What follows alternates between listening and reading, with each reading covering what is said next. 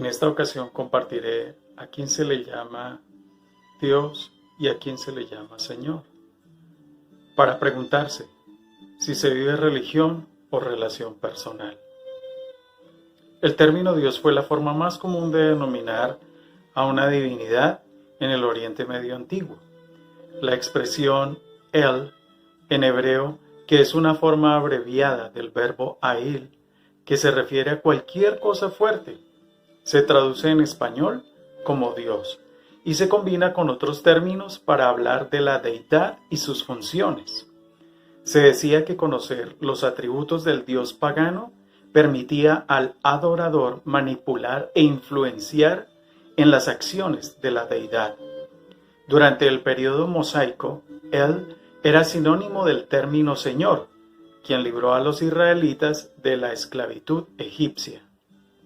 La tradición hebraica de El, como Dios, establece una relación de pacto con un pueblo, cuyo pueblo espera protección en todo momento, siempre y cuando este pueblo sea obediente. De lo contrario, este pueblo espera castigo severo. Los árabes usan el término Alá para referirse a Dios. Los persas se referían a Dios como el Dios de los cielos. Aunque los persas adoraban a cada dios de los pueblos conquistados, en aras de paz y armonía social. En la Biblia el escritor Esdras se refiere al Dios de los judíos como Dios de Israel, Dios del cielo y Dios de Jerusalén. También se asocia al Dios de Israel con el templo donde se le adora. Jeremías se expresa como deidades paganas que perecían porque no son eternas. En el libro de Daniel se menciona que los caldeos reconocían al Dios de Israel como dioses que no habitan con los mortales. Los mesopotámicos asociaron la divinidad con montes, así como las construcciones de los sumerios fue asociada a ritos cúlticos. Hay algunos términos que la historia literaria no puede corroborar que se refiera al Todopoderoso. El Dios del pacto abrahámico se caracterizó por ser el Dios que realiza lo que se propone. Este Dios pedía a los humanos una moral y una ética, más que ritos cúlticos. La pertinencia del término Dios como creador de lo existente se da por el hecho de ser un ser existente libre de consideraciones temporales. Al abrirse paso el cristianismo en el mundo helenista, muchos criticaron sus enseñanzas como burdas o irracionales, pues no se puede hablar de un Dios que el ojo humano no ve y que además rechazan los dioses tradicionales, de tal forma que es mejor brindar la imagen de alguien para buscar su beneficio, dándole el estatus de religión. En cuanto al término Señor, Adón, en el hebreo, se menciona en la Biblia desde el libro de Génesis como también en Salmos e Isaías. Es más, hay otros términos que son aliados de este para designar acciones propias del Adón. Hay que agregar que es un designio de respeto con posición de autoridad, soberanía y gobierno absoluto. Es un título honorífico que indica reconocimiento a ese ser superior, como alguien que existe y no como creado por manos o imaginación humana, en tanto que va creciendo el entendimiento de quién es el Señor de la creación. Este término Adón es usado por quienes en su profesión de fe ven al Señor como el otro en la relación humano, ser sobrenatural no creado. A diferencia de Dios, que es la deidad que cada uno concibe, Señor es el de todos y cada uno, no por lo que la persona cree que es, sino por lo que Él es, sin la existencia del humano, de donde se afirma que Él es antes de todo y por encima de todo. De este ser, llamado Señor, se dice que no solo es el existente, sino que además es el que cumple su voluntad desde el momento en que el mundo empezó a existir por orden suya y mientras el mundo esté.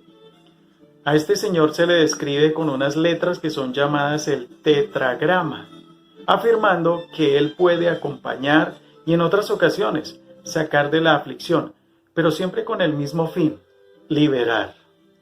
Tanto así que en Éxodo Moisés pregunta, ¿qué nombre dar cuando se presente ante el Dios Faraón para pedir la liberación del pueblo? Y la respuesta del mismo Señor es, di, soy el gran yo soy, que es caracterizado por su autoexistencia y su autosuficiencia. Comparado con Isaías, quien reconoce su condición de ser creado frente a la grandeza del Señor como ser todopoderoso.